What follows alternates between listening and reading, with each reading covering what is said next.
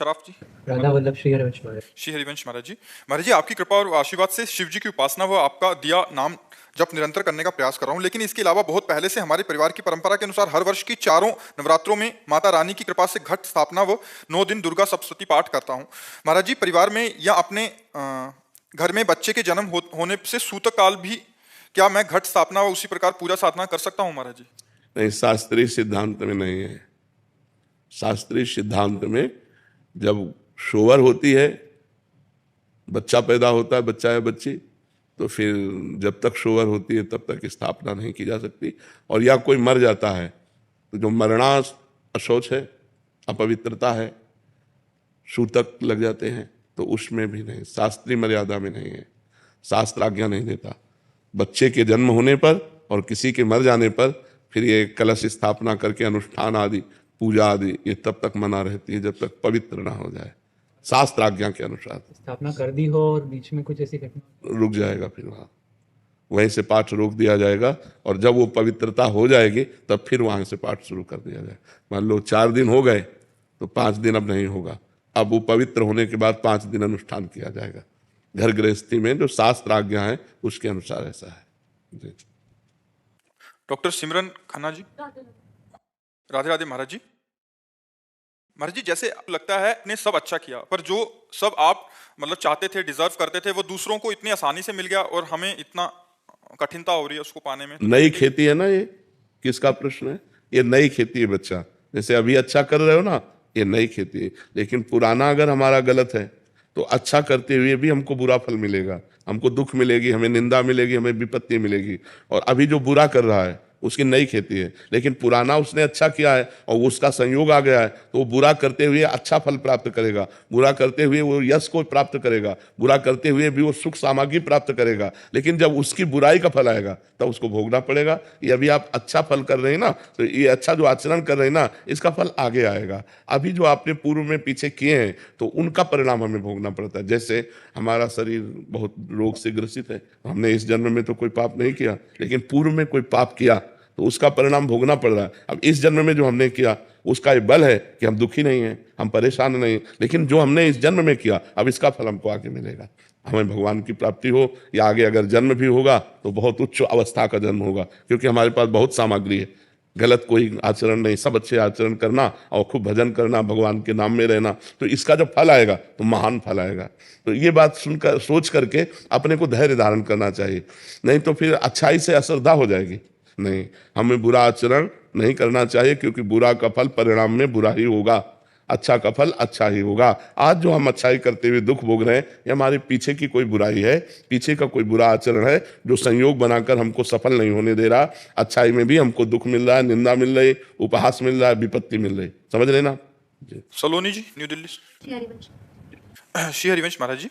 महाराज जी, कुछ समय से नाम जपने करने का अभ्यास कर रही हूँ और प्रभु और संतों की कृपा है। महाराज जी, जब भी मैं किन्हीं संतों का दर्शन करती हूँ तब ये मन ना चाहते हुए भी उनके प्रति गलत विचार फेंकता है, जैसे उनके दोष। ये बहुत बड़ी हानि की बात है। इससे तुम्हारा बहुत बुरा पतन हो जाएगा, बहुत बुरा पतन हो जाएगा। संत दोष दर्शन तो बात जाने दो, हमें किसी के दोष दर्शन नहीं करने।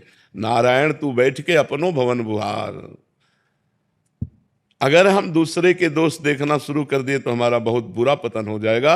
और फिर संतों के प्रति दोष दर्शन करना, फिर तो ये तो बिल्कुल ऐसा समझ लो पेट्रोल डाल के आग लगाना अपने ऊपर है।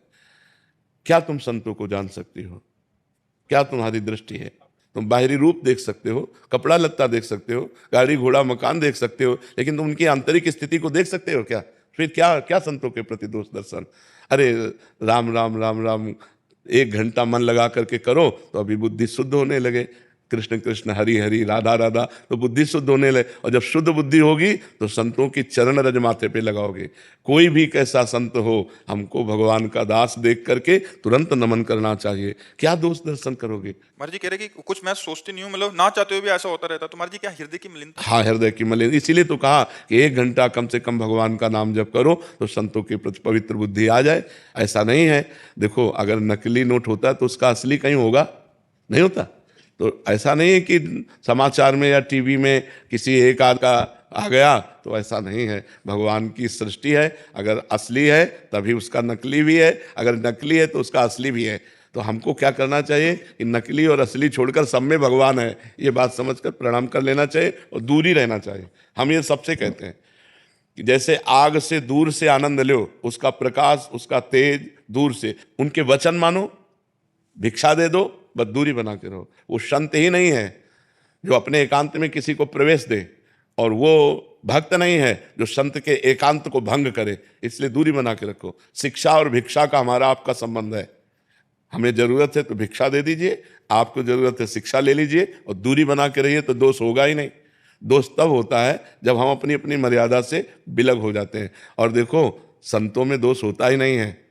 ऊसर बरसे तृण नहीं जामा, संत हृदय जिम उपज न कामा। जैसे ऊसर बीज में कितना भी बो, वो जमने वाला नहीं है, ऐसे संतों के हृदय में कभी कामना प्रकट नहीं होती, और जब तक कामना प्रकट होती तब तक वो संत नहीं होता है। संतों के हृदय तब लग जोगी जगत गुरु, जब लग रहे निराश, और जब आशा मन में भई तो जग गुरु जोगी दास। ऐसे संत जन निष्काम भगवान के जन है। हाँ, अभी कोई साधक बना है और चल रहा है, उसमें थोड़ी गलती हो सकती है, पर वो भगवान का जन है, इसलिए आज नहीं तो कल वो सुधर जाएगा, भगवान का महान भक्त बन जाएगा। हमें चाहिए कि हमको अपने से देखना चाहिए कि हम एक दिन परिवार से अलग नहीं रह सकते, और ये पूरा जीवन परिवार से अलग रहने का नियम ले लिया।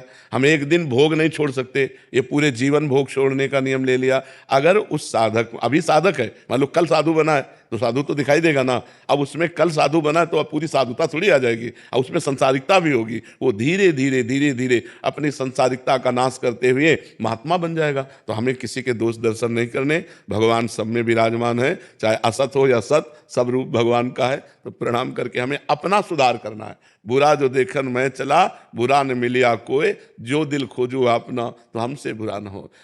महाराज जी, जब भी ऐसा होता है तो हम नाम चलाते हैं अपने, उस समय उनको प्रणाम कर लिया करो। जैसे किसी संत के प्रति आया ना कुछ, तो उसको मानसिक प्रणाम कर लिया और तुरंत भगवान से प्रार्थना की, भगवान मेरा ये स्वभाव जो गलत है इसे ठीक कर दो। प्रभु सामने आप सबके हृदय में मैं देख नहीं पा रहे, नाथ मेरे इस अपराध को क्षमा करो, तो वो सब बराबर होता जाएगा। और धीरे धीरे, कभी निंदा मत करना, जबान से कभी निंदा। गुरुदेव, इन्हीं से जुड़ा प्रश्न था, मतलब आपने अभी बता ही दिया। हम यही पूछ रहे थे, अगर गलती से मान लो दोष दर्शन हो ही जाए, उसका उत्तर मिल गया। हाँ, नहीं तो उसका कोई पश्चाताप है, मतलब हाँ, कि तुरंत भगवान उसको प्रणाम करो जिस संत के प्रति हुआ हो, और भगवान से प्रार्थना करो, प्रभु आप सबके हृदय में बैठे हो, ये तो मैं देख नहीं पा रहा, मैं नीच दोष दर्शन कर रहा हूँ, प्रभु मुझे क्षमा करो, मुझे सद्बुद्धि प्रदान करो, ऐसा करना चाहिए।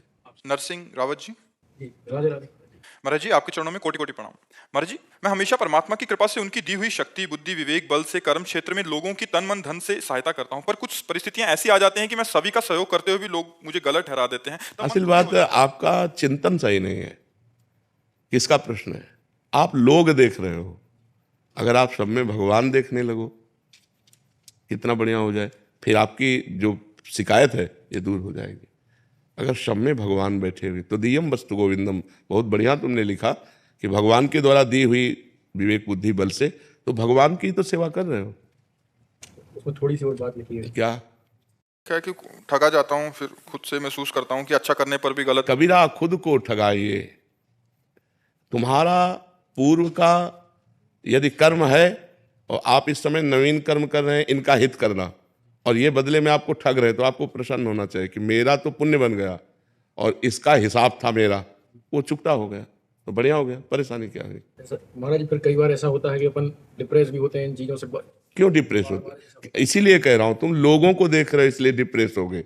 संसार देखने वाला ही डिप्रेस होता है, भगवान को देखने वाला डिप्रेस नहीं होता। अगर सब में भगवत भावना करो, और भगवान है सब में, सिय राम में सब जग जानी, करो प्रणाम जोरी जुग पानी, सब में भगवान है, पास धन है, हम इनको दे दिया। अभी हमको गाली दे रहे हैं, हमारे साथ कपट कर रहे हैं, हमारे साथ छल कर रहे हैं, तो हमारा तो हिसाब हो गया, हमारा कर्म बन गया उत्तम। अब ये जो हमें गाली दे रहे हैं, ये हमारे पूर्व जन्म का कोई हिसाब है, तो वो भी चुकता हो रहा है। हमको ये विचार करके प्रसन्न होना चाहिए, हमको ये विचार करके निगेटिव नहीं जाना चाहिए मैंने इसका हित किया। ये बात गलत सोच है, ये परमार्थ के अध्यात्म के हिसाब से गलत है, इसीलिए हम डिप्रेस हो जाते हैं। हमारे जैसे अपन किसी की मदद करें या कुछ भी करें, तो उसके कहते हैं कि अपन किसी उसके कर्म वो